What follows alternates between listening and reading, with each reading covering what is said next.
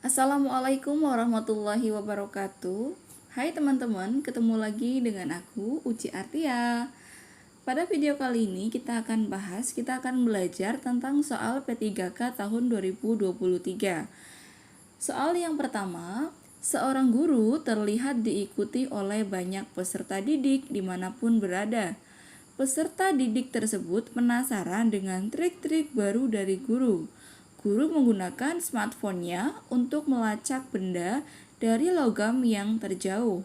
Guru tersebut selain mempesona juga memiliki ciri guru abad 21 sebagai berikut. A. Pandai berempati. B. Humoris. C. Canggih. D. Membuat analogi atau E. Membuat metafora.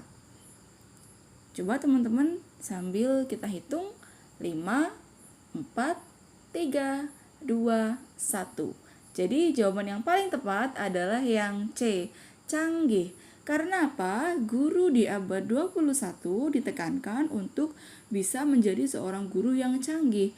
Maka pembelajaran akan lebih hidup dan lebih bisa menggunakan ilmu pengetahuan dan teknologi yang semakin berkembang pada zaman sekarang. Lanjut ke soal yang nomor 2. Hari itu, jam pertama, hari sedang hujan. Bu Weni Hapsari memanfaatkan teknologi informasi di dalam proses pembelajaran di kelas. Capaian pembelajarannya adalah agar peserta didik memiliki kesadaran arti penting kerjasama di dalam kehidupan. Di dalam kelas tersedia LCD dan laptop. Kegiatan pembelajaran yang paling sesuai adalah A. Peserta didik menyaksikan video berisi kegiatan gotong royong, kemudian membuat kesimpulan. B. Peserta didik mendiskusikan secara kelompok tayangan video dan diminta membuat kesimpulan. C. Peserta didik diminta membuat video sederhana secara berkelompok dan mempresentasikan. D.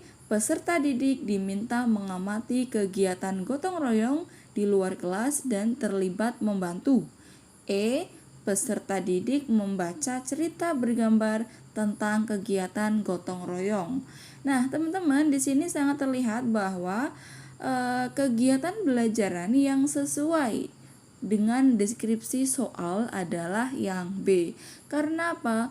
Kalau ada LCD dengan laptop, berarti adik-adik peserta didik kita mendiskusikan secara berkelompok tayangan yang sudah ditayangkan oleh Bapak Ibu guru dan diminta untuk membuat kesimpulan. Soal nomor 3, peserta didik kesulitan memahami hubungan antara peredaran darah yang lancar dengan kesehatan tubuh. Bu Ani mengatakan, anak-anak, pernahkah kalian melihat sungai yang kotor karena sampah dan tersumbat? Apakah dapat mengairi sawah-sawah agar tanaman menjadi sehat? Pernyataan Bu Ani memperlihatkan salah satu kompetensi guru abad ke-21 yang kemampuannya dalam hal A.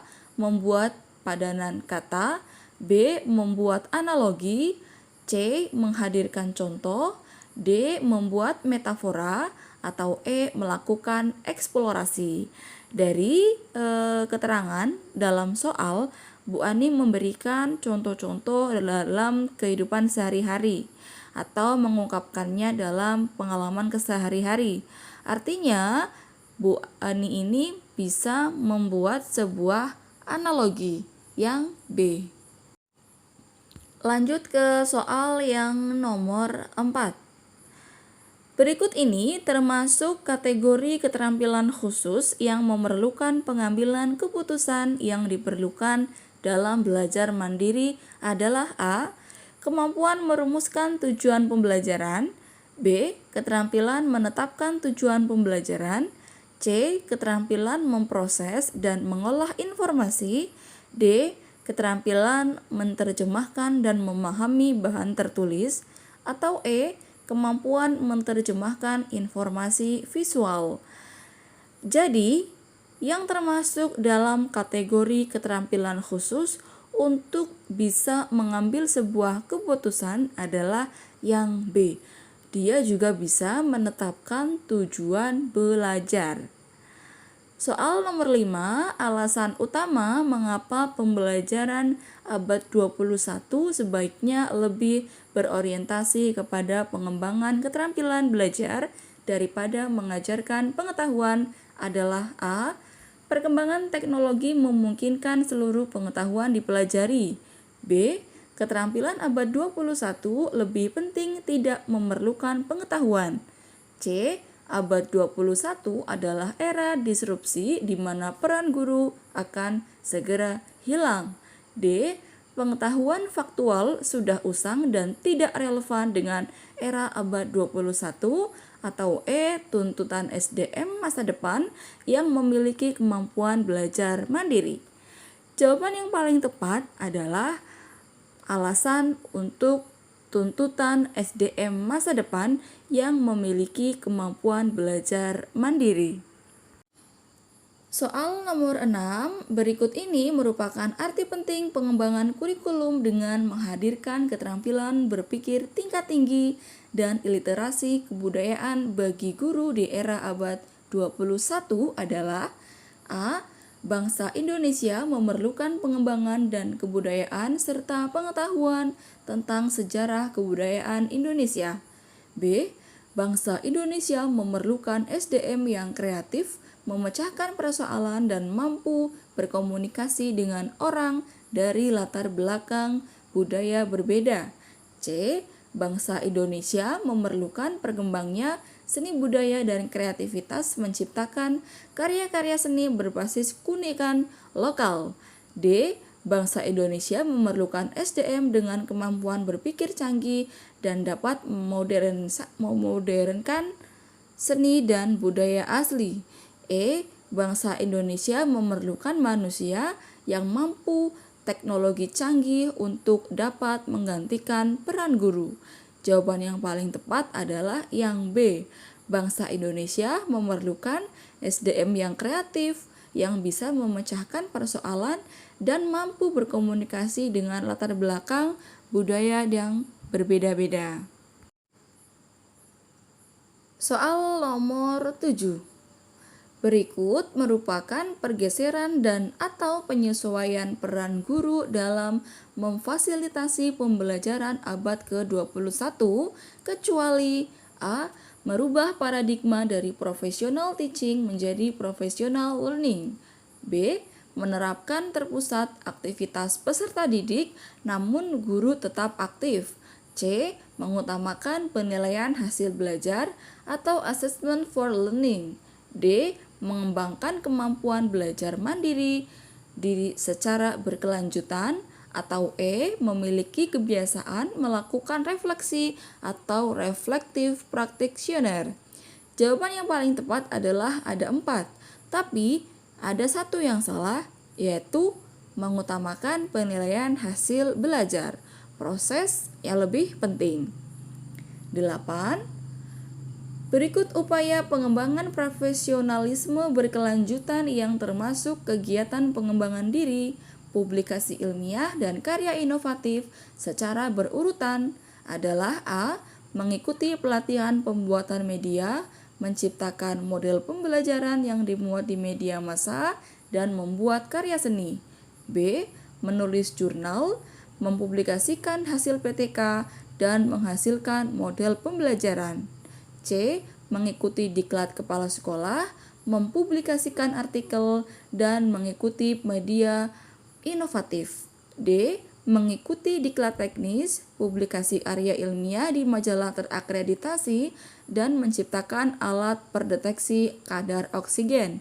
Atau E. Mempublikasikan kegiatan diklat di koran, menulis artikel di jurnal internasional, dan menciptakan karya seni bela diri.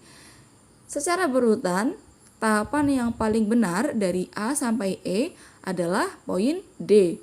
Mengikuti diklat teknis, publik karya ilmiah di majalah terakreditasi, dan menciptakan alat pendeteksi kadar oksigen. Itu urutan yang benar dalam pengembangan profesionalisme. Soal nomor 9, belajar mandiri berkelanjutan memiliki dimensi psikologis, pedagogis, dan dimensi sosial. Berikut ini secara berurut-urut merupakan indikator adanya ketiga dimensi tersebut dalam belajar mandiri. A. Belajar individual dan menyendiri, aktif dan mengontrol laju belajar sendiri. B. Memiliki kebebasan belajar, menghadiri forum ilmiah dan tergantung kepada fasilitator. C. Mengisolasi diri secara fisik, memiliki kebebasan dalam belajar, aktif mengikuti diskusi ilmiah dan menilai kemajuan belajarnya sendiri. Atau E. Belajar mendasarkan tujuan yang ditetapkan, mengikuti kegiatan pembelajaran, dan meminta umpan balik dari fasilitator. Jawaban yang paling tepat yaitu yang mana dari A, B, C, D, E? Ya, yang D, memiliki kebebasan dalam belajar, aktif dalam diskusi ilmiah, dan menilai kemajuan belajarnya sendiri. Soal nomor 10. Pak Hasan mendapati 3 orang peserta didik mengantuk di kelas. Berdasarkan informasi dari orang tua dan juga teman-temannya, mereka sering bermain game terlalu lama dan merasa jenuh dengan pembelajaran di kelas. Tindakan pertama yang paling tepat dilakukan oleh Pak Hasan adalah A. Menasehati ketiga anak tersebut agar tidak bermain game terlalu larut malam. B. Melarang anak bermain game, bekerja sama dengan orang tua untuk pengawasannya. C. Merefleksikan diri tentang cara mengajar dan berusaha merasakan yang dialami peserta didik. D. Merancang pembelajaran dengan game. E. Menyediakan game di sekolah di bawah pengawasan guru dan kepala sekolah. Jadi, tindakan pertama yang lebih baik dilakukan oleh Pak Hasan adalah C. Merefleksikan diri tentang cara mengajar dan berusaha merasakan yang dialami peserta didik. Soal nomor 11. Seorang guru mengajar di dalam kelas dengan metode ceramah, sehingga proses pembelajaran lebih terpusat pada guru, sedangkan siswa pasif karena hanya mendengarkan. Hal tersebut termasuk dalam proses pendidikan yang beraliran A. Behavioristik, B. Perennialisme, C. Humanisme, D. Esensialisme, E. Rekonstruksionisme, atau A, B, C, D, E. Berdasarkan ilustrasi yang diberikan dalam soal, dia merupakan aliran behavioristik. Soal nomor 12. Tujuan pendidikan bangsa Indonesia adalah membentuk manusia yang ideal.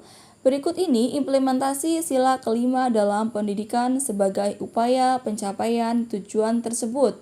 A. Guru mengarahkan peserta didik untuk taat kepada Tuhan Yang Maha Esa.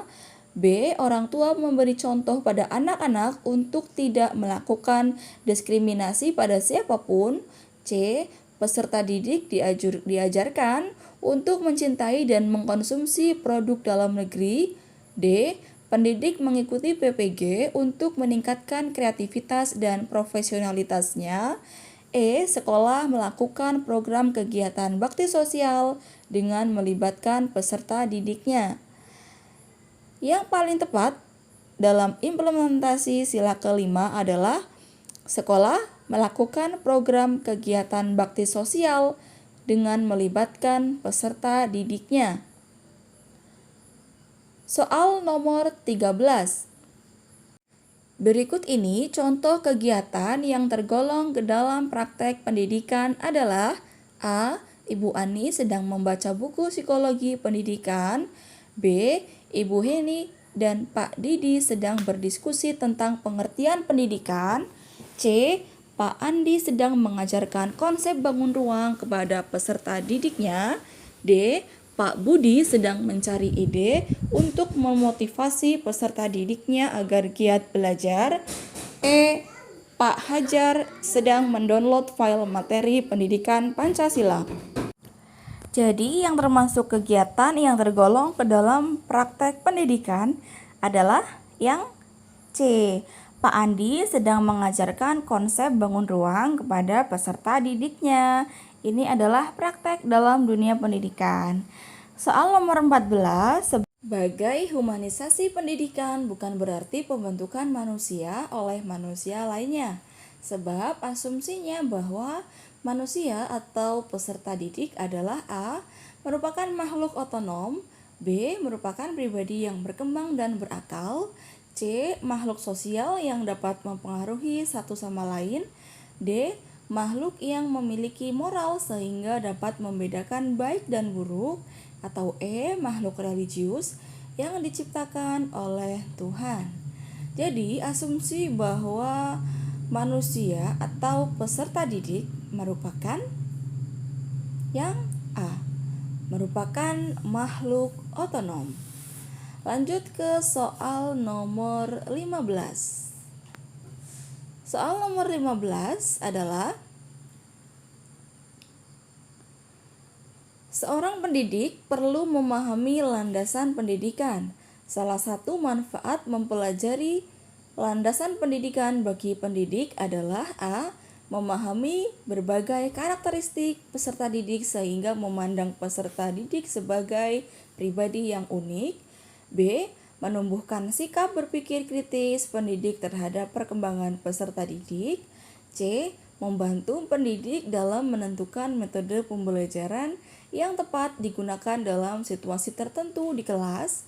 D. meningkatkan perkembangan pola pikir dan pola kerja pendidik tentang bagaimana seharusnya melakukan praktek pendidikan. Atau E. memahami berbagai pasal-pasal dalam Undang-Undang Dasar dan peraturan yang berlaku di Indonesia terkait dengan pendidikan. Manfaatnya salah satunya adalah yang D. meningkatkan perkembangan pola pikir dan pola kerja pendidik tentang bagaimana seharusnya melaksanakan praktek pendidikan. Berikut ini implikasi landasan historis dalam proses pendidikan di Indonesia adalah A. Guru melaksanakan perannya sesuai dengan semboyan Tutwuri Handayani. B. Kurikulum pendidikan dikembangkan dengan memperhatikan psikologi perkembangan peserta didik. C. Pembentukan komite sekolah sebagai bentuk kerjasama antar sekolah dengan masyarakat. D. Guru mengajarkan mata pelajaran bermuatan lokal sesuai dengan daerah tempat mengajarnya. E. Terdapat program bantuan operasional sekolah untuk sekolah-sekolah negeri. Jadi, implikasi landasan historis dalam proses pendidikan di Indonesia adalah yang A. Guru melaksanakan perannya sesuai dengan semboyan Tutwuri Handayani. Simbol ini sering sekali digunakan di Indonesia. Pengertian landasan dibagi menjadi dua, yaitu landasan fisik dan konseptual. Berikut ini yang termasuk dalam landasan konseptual adalah A. Kurikulum dan silabus, B. Pancasila dan Undang-Undang Dasar 1945, C. Kurikulum kerangka berpikir, D. Desain bangunan, E. Tujuan pendidikan. Jadi, yang termasuk dalam landasan konseptual, ingat konseptual, yaitu Pancasila dan Undang-Undang Dasar 1945. Jadi jawaban yang paling benar adalah yang B. Soal nomor 18, pendidikan harus dilakukan sesuai dengan tahap-tahap dan tugas perkembangan peserta didik. Oleh karenanya, pendidikan dilaksanakan dengan mengacu pada landasan A. Psikologi pendidikan, B. Sosiologi pendidikan, C. Religi pendidikan, D. Ekonomi pendidikan, atau E. Ilmu pengetahuan dan teknologi. Maka, pendidikan harus mengacu pada landasan psikologi pendidikan. Jawaban yang tepat untuk nomor 18 adalah yang A. Psikologi pendidikan. Lanjut kita ke soal nomor 19. Soal-soal seperti ini nanti akan berantai temanya seperti halnya soal nomor 18 dan nomor 19. Sila pertama Pancasila adalah ketuhanan yang Maha Esa. Oleh sebab itu, pendidikan hendaknya bertujuan agar peserta didik beriman dan bertakwa kepada Tuhan yang Maha Esa. Hal tersebut merupakan contoh A. Landasan yuridis, B. Landasan psikologis, C. Landasan religius, D. Landasan sosiologis, E. Landasan historis. Mudah sekali terlihat dari kata kunci patuh kepada Tuhan yang Maha Esa. Jadi jawaban yang paling tepat untuk soal nomor 19 adalah religius. Soal nomor 20, salah satu tripusat pendidikan bagi anak adalah keluarga. Orang tua yang dalam kesehariannya rajin melaksanakan ibadah sesuai dengan waktu yang ditentukan, pada hakikatnya menanamkan pada anak A. hak dan kewajiban, B. kejujuran dan toleransi, C. gotong royong dan tanggung jawab, D. kedisiplinan dan tanggung jawab, E. kejujuran dan tenggang rasa. Pasti yang D. disiplin dan tanggung jawab. Perkembangan kognitif peserta didik sekolah dasar berada pada taraf operasional konkret, sehingga mereka merasa kurang memahami materi pelajaran yang disampaikan gurunya secara verbal saja.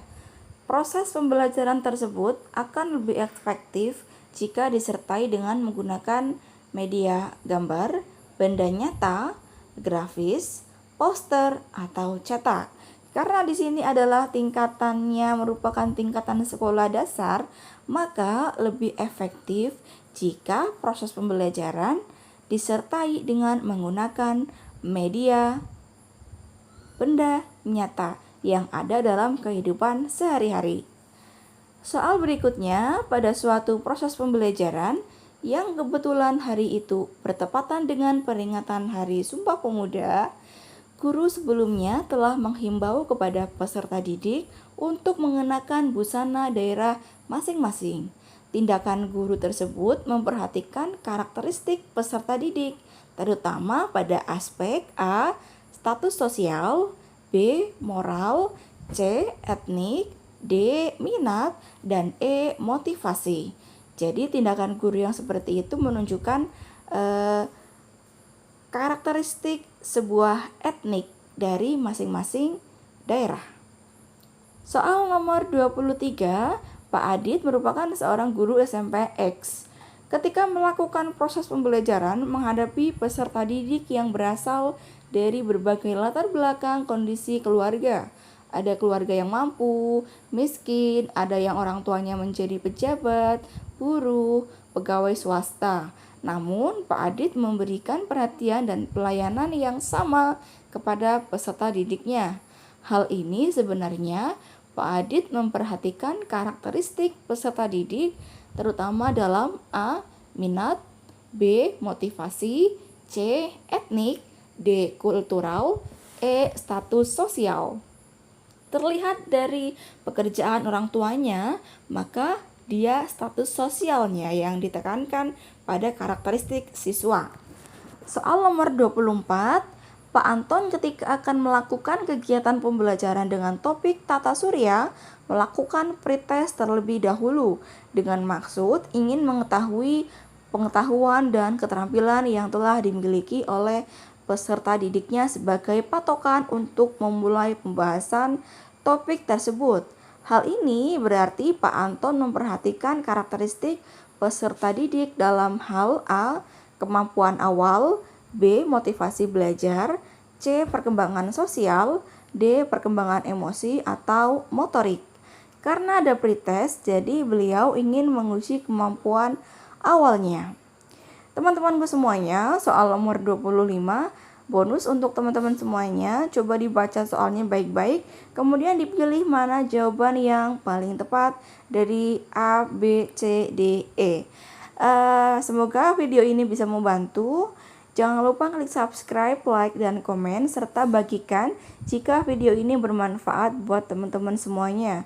Semoga dilancarkan tesnya, dimudahkan, dan semoga lolos tahun 2023 dalam tes P3K. Terima kasih, saya akhiri. Wassalamualaikum warahmatullahi wabarakatuh. See you.